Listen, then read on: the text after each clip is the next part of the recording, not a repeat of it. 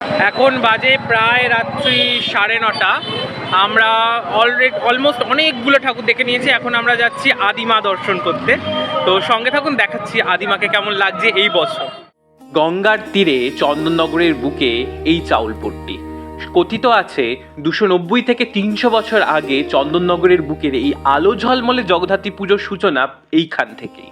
শোনা যায় ফরাসি দেওয়ান ইন্দ্রনারায়ণ চৌধুরীর হাত ধরে এই পুজোর সূচনা। আবার কেউ কেউ বলেন চাউলপট্টির কর্মকর্তারা বা তৎকালীন কর্মকর্তারাই এই পুজোর প্রবর্তক। সে যে যাই বলুক, চন্দননগরের এই আদিমা চন্দননগরের প্রাণস্পন্দন। এই আলো ঝলমলে পুজো, এই উৎসব অনুষ্ঠান সবকিছু নাকি এনাকে দিয়েই শুরু, তাই ইনি আদিমা।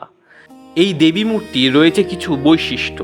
যেমন ধরুন, এই দেবী মূর্তির যে সিংহবাহন তা হলো সাদা রঙের এবং হস্তি অতএব পদের তলে করিন্দ্রাসুর বিপরীতমুখী।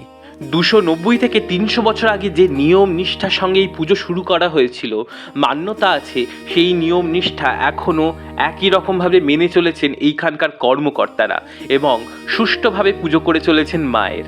আমি মায়ের অনেক কাছ থেকে গিয়ে মাকে দর্শন করলাম, মায়ের কিছু ফুটেজ নিলাম আপনাদের জন্য।